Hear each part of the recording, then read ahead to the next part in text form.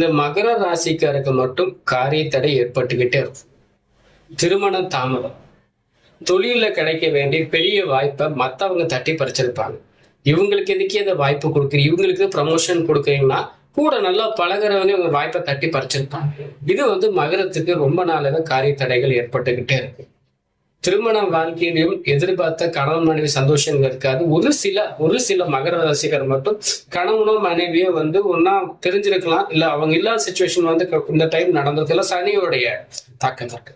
மகரத்துக்கு எதிர்பார்த்த காரியங்கள் உங்க வாழ்க்கையில ஒரு பணத்தாலையும் ஒரு தொழிலாலையும் இந்த குடும்பத்தாலையும் எந்த ஒரு விஷயங்கள் உங்களுக்கு பிடிச்ச மாதிரி நடக்கும்னு ஆசைப்பட்டீங்கன்னா நான் சொல்ற பரிகாரங்கள் ஃபாலோ பண்ணுங்க.